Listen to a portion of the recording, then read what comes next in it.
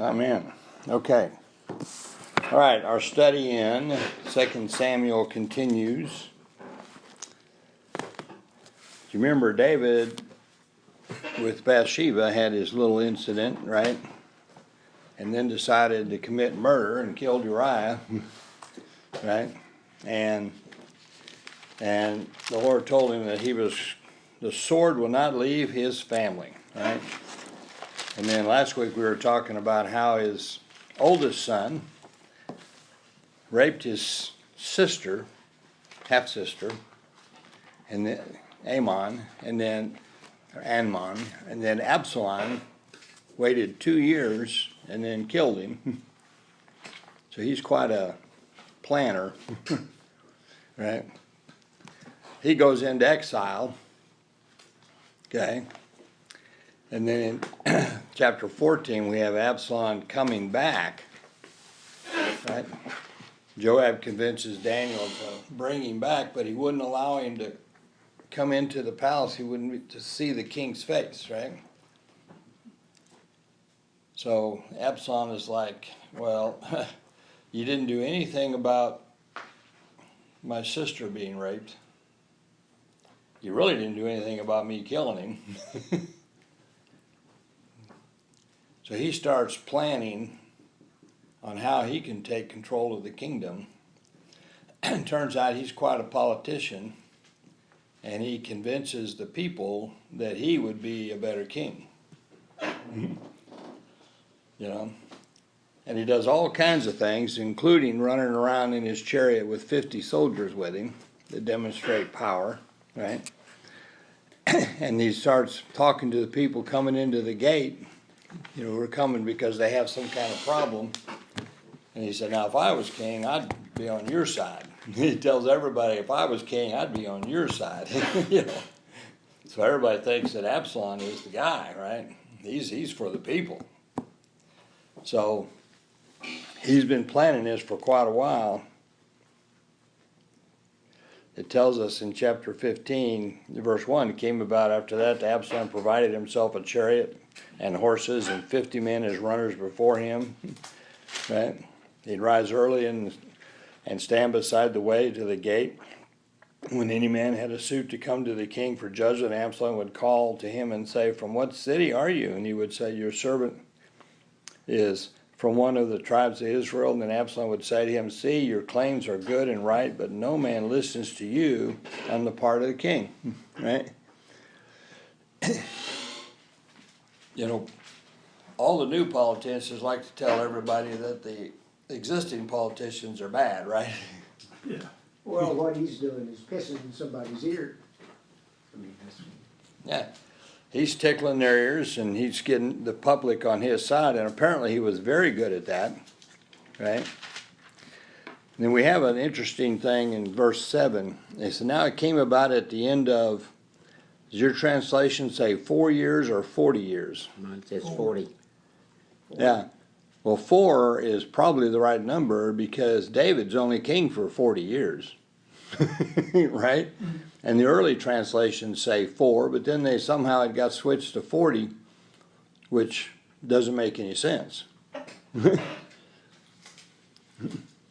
After 40 more years, David would be dead.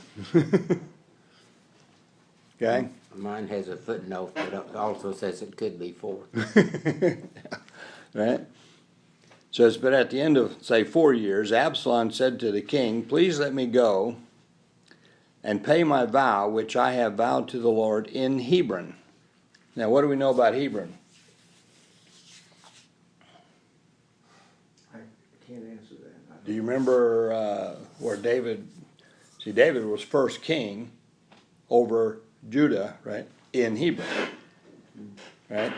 And when he was king there that's when Absalom was born there. This is kind of like hometown for him. It's also out of Jerusalem, so David and his people are not paying attention, but it's also close enough to Jerusalem that if he was to attack, they wouldn't have time to get ready. Right? So it's strategic here for him.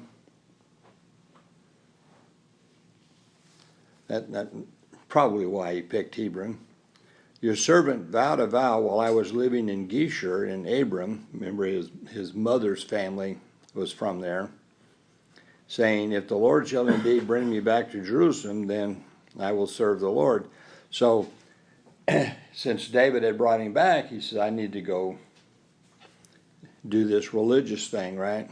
And of course, David's like, the king said, go in peace. And he arose and went to Hebron, all right?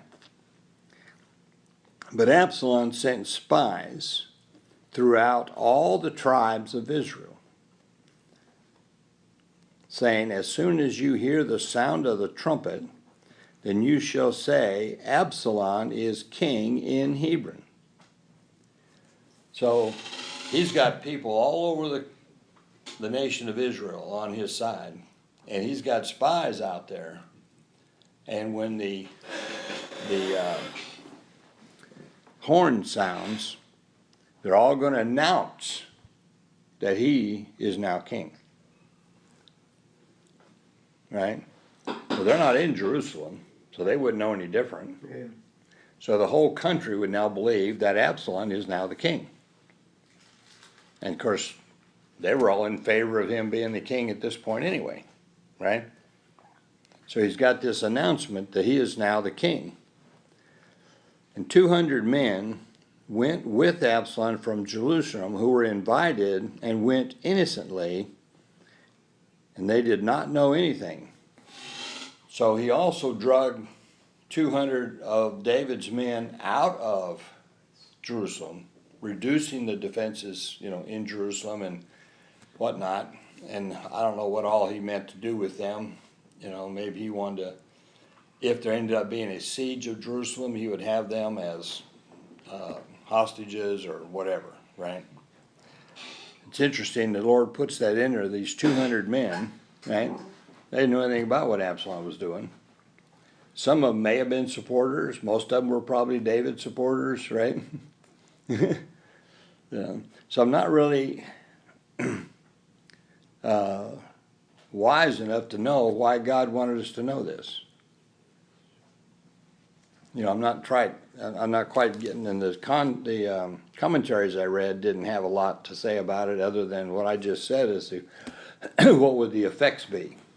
And of course, you would think David would have had quite a few thousand in the military in and around Jerusalem. The 200 wouldn't have been that big a deal, but maybe he didn't. Maybe at this time of peace, most of the army was dispersed back to their homelands, right? Yeah.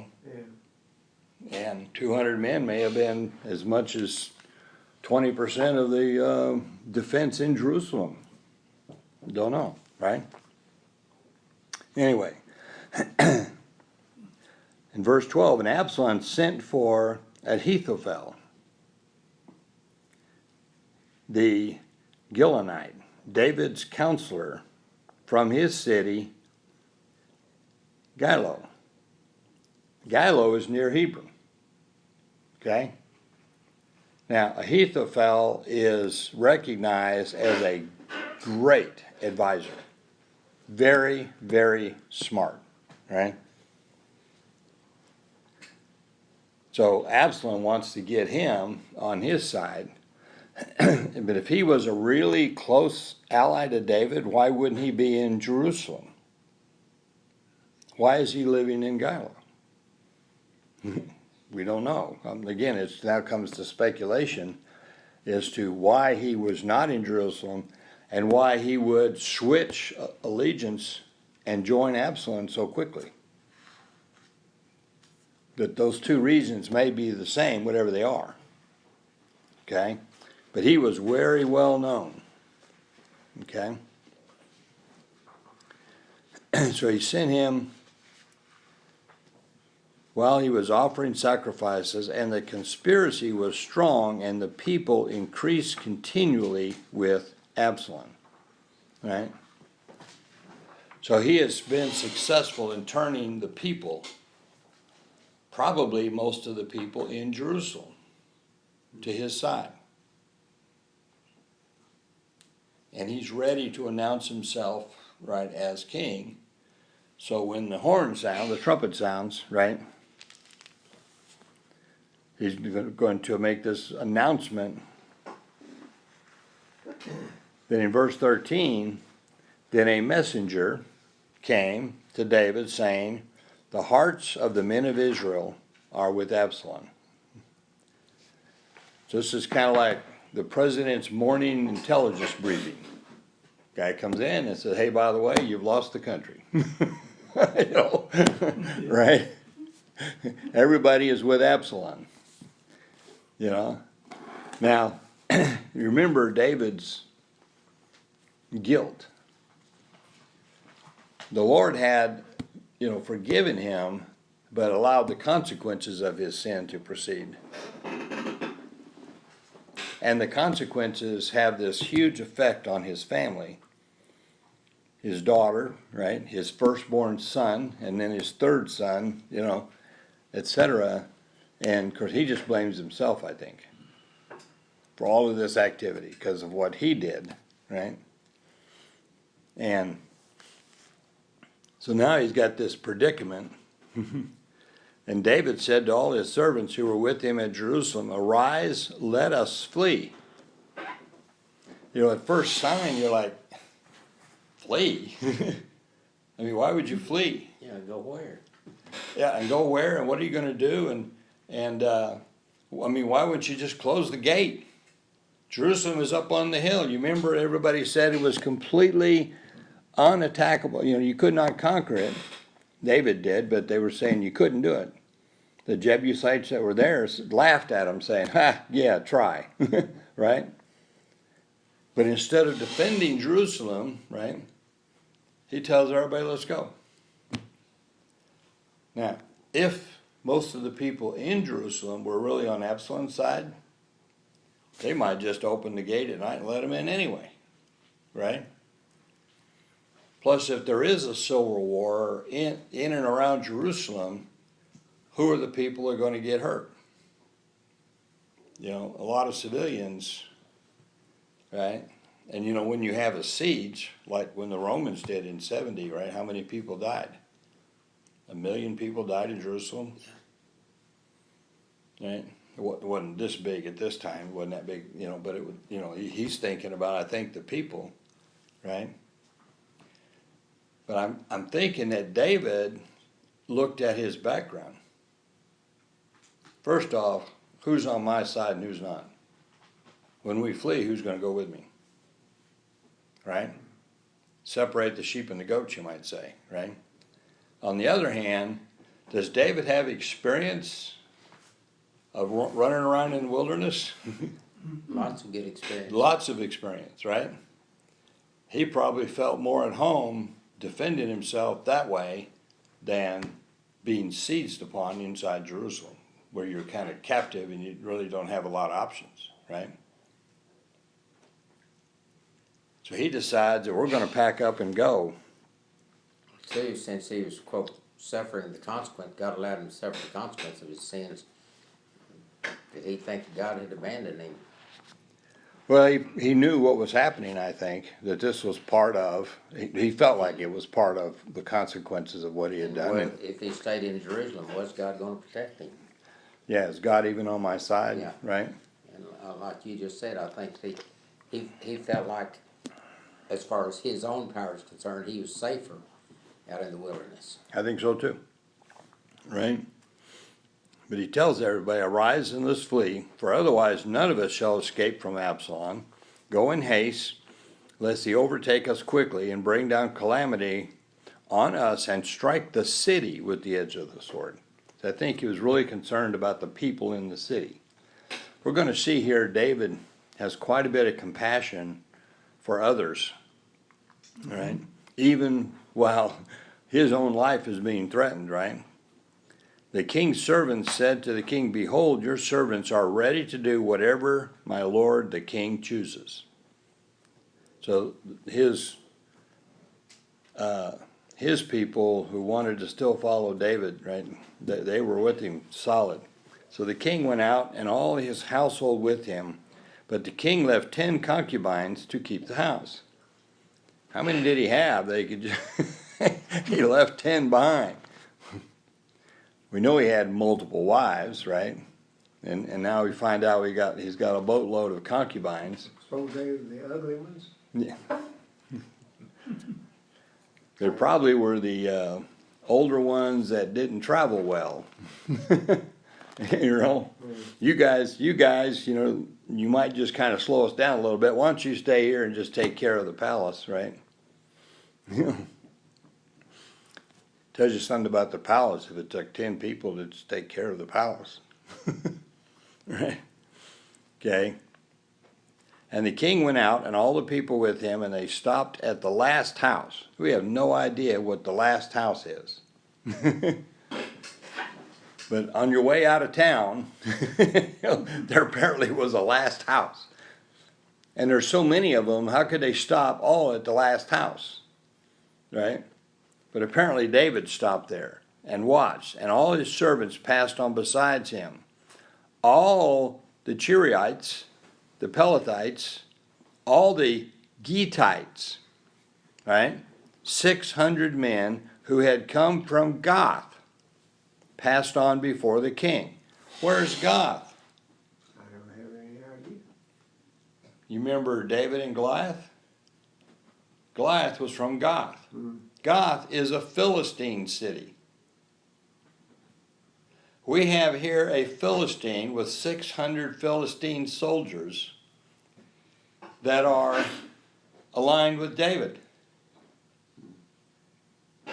Now you remember he had gone down there and lived with the Philistines part of the time he was running from Saul, and probably created a lot of friendships and whatnot, you know. And then later, of course, he had to do battle with the Philistine army and wipe them out, you know, and had them completely subdued. But these Philistines had chosen to align themselves with David. And here's the amazing thing, right? The 600 men from Gath passed on before the king. Then the king said to Ittai, the Gittite, which means people from Gath, okay, why will you also go with us? Return and remain with the king, for you are a foreigner and also an exile, you know, apparently from the Philistines, right? Return to your own place. You only came yesterday. They just got there. Now, I don't know if yesterday is literal or means you've only been here a really short time. Recently, yeah. Yeah, you just recently arrived, like in the last 30 days. Or, heck, you got here yesterday, right? Either way, David's saying, well, why would you want to go with us, right? You don't really have, what's the phrase for something in the fight? A horse, a dog in the fight. You don't really have a dog in this fight, you know. Yeah. And shall I today make you wander with us while I go where I will? Question mark. He says, why should you do this? Return and take back your brothers. Mercy and truth be with you. But Ittai answered the king and said, as the Lord lives, and as my lord the king lives. First off, they're saying, as Jehovah lives, right? The Hebrew God. Not, what's the Philistines' god? Damon, right? The statue fell down below at the, you know, on its face and all that, right? But Jehovah, as the Lord lives, and as my Lord the King lives, surely wherever my Lord the King, you know, may be, whether for death or life, there also your servant will be. That's quite an allegiance for somebody that's only been here since yesterday, right? That amazed me, right? David, though, is telling him, and could he use 600 soldiers at this point? Yeah, right? But he's saying, what are you doing here? Why would you want to get involved in this? Again, David demonstrating his unselfishness at this point. Contrary to his selfishness when he's eyeing Bathsheba, right? And he said, I'm going to do what I want to do. Therefore David said to Ittai, go and pass over, and Ittai the Gittite passed over with all his men and all the little ones who were with them. Right? They had their families and everything. Everything was at risk. And they said, nope, we're with you. Isn't that kind of amazing? It is. Right? And while all the company was weeping with a loud voice, and all the people passed over, the king also passed over the brook Kidron. We've heard of the Kidron Valley before, right? Yeah. Right? And all the people passed over toward the way of the wilderness. What's on the other side of the Kidron Valley? Oh, I have no idea. The Mount of Olives. Right? And that's where they're going. Now behold, Zadok also came, and the Levites with him carrying the ark of the covenant of God. They go into the tabernacle, right, the tent, and they pick up the ark. And they're bringing it with David. Okay?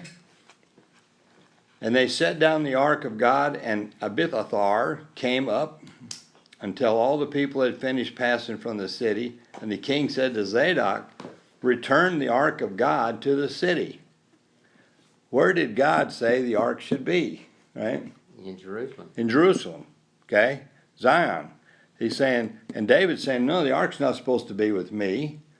God said the ark, God chooses where the ark sits, not me. And he says, take it back. Right? And he says, if I find favor in sight of the Lord, then he will bring me back again and show me both it, the ark, and his habitation. Right? In Deuteronomy 12:15 is 12:5, I think, if I read my own writing, is where God's saying, I choose where the ark goes. And David knew what God had said. And he said, no, we're not taking the ark. Besides that, you remember one time they took the ark out to battle and they lost, and the Philistines took the ark of God? Right. They ended up having to send it back because everywhere it went, everybody got diseased. Right? So he said, who knows what's going to happen? Plus, the ark belongs where God said it belongs. So he says, take it back. But if he should say thus, I have no delight in you, if God should say, I have no delight in you, behold, here I am, let him do to me as it seems good to him. Is that our prayer every day? God, whatever you want.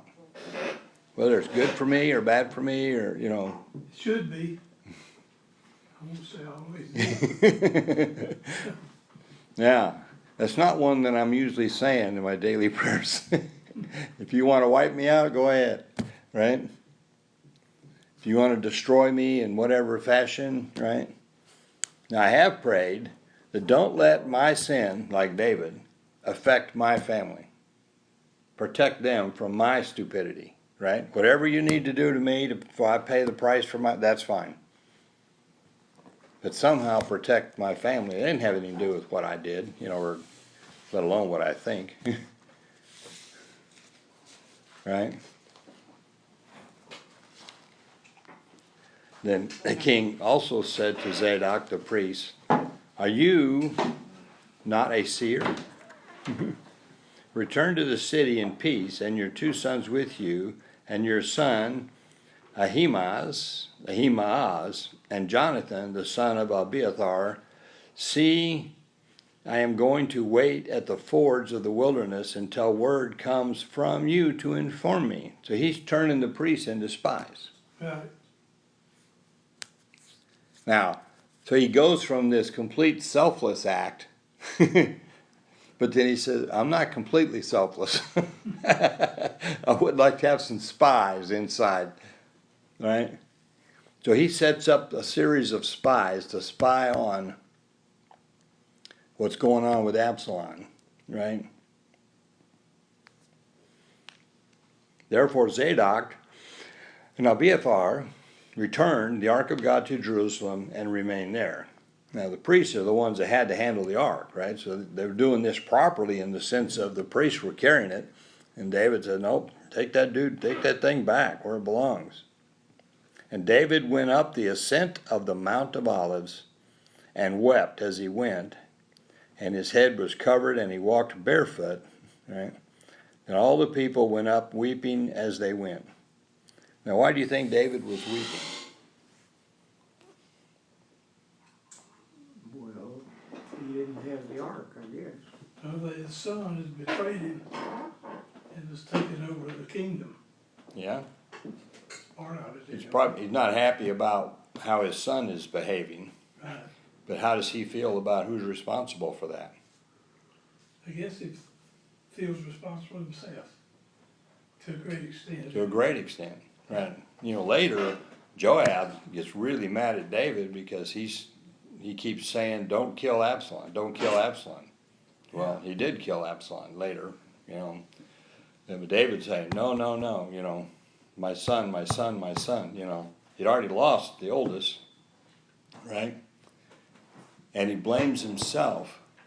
So his sin has done what? It's separated him from the capital, right, from Jerusalem. But what does he really see it as separation from? His family. He's got most of them with him, Yeah, I think. yeah, I don't know. How about God? Do you think maybe he feels like that he's now separated from God because of what he did, right? He tells Zadok, you know, God willing, he'll bring me back and I'll get to be in his presence again. I think that's the big deal. I mean, he feels, you know, and when we read Psalms 51, you realize how he felt after his sin, right? Because it was his relationship with God that was severed. Yeah, I'm sure it must have been after what he did. Yeah. So, do we feel that when we succumb to sin? Do we feel the separation that it creates We should. in our fellowship with God? Yeah, Well, we're supposed to, I guess. I can't say that I always do, but sometimes I can really feel it. yeah. You know, and just like, oh my goodness, look what I'm doing. You know.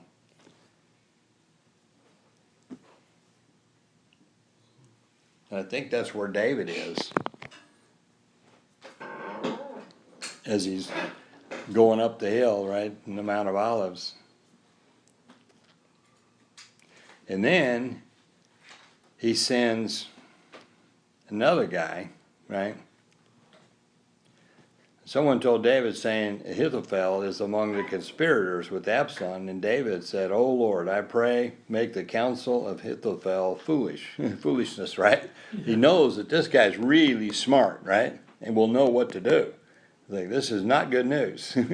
So he's asking God to screw it up, right?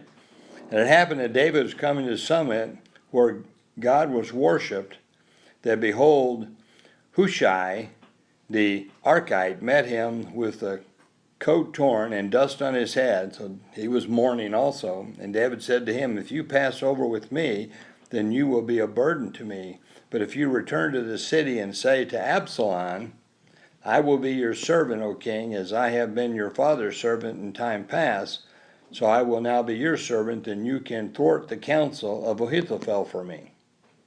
So he sends another spy back to counteract the counsel, which is exactly what happened. Ahithophel said, David is on the run. He's not organized. It's a total mess. Just go get him right now. But Hushai said, "Oh, no, wait till you get yourself all organized. Get your army ready, and then go get him," right? And so he followed the advice of Hushai instead of Ahithophel, which turned out to be disastrous. So David's plan with the spies worked, right? Because he still had people that were loyal to him, right? And remember, this has been, you know, Absalom is now a grown man. So we're talking 20-some years you know, since he was born in Hebron. You know, David's been king a long time. He's conquered all those surrounding countries and whatnot. And we've had the thing with Bathsheba, and shoot, Solomon's probably 10 years old right now, right? You know, we don't know exactly, but we know there's been quite a bit of time that's passed. And then, so sometimes the consequences of our sin last a long time. That's the thing about sin, is that you're thinking about something and you have a short period of gratification with the sin, but then you may have consequences that last literally the rest of your life. If we could see all the consequences at the time we're thinking about the sin, there's a whole lot of sins we wouldn't do. But we don't stop to think about those. That's true. What's going to happen if I do this, right? So that's what we got with David. All right. And Absalom comes back as the king. He sets up a tent and sleeps with the 10 concubines to show everybody that he is now king. He's completely got control of the situation. And David is out by the Jordan River with his band of thieves or whatever, right? Any questions or comments about today's lesson regarding the consequences of David's sin? Okay.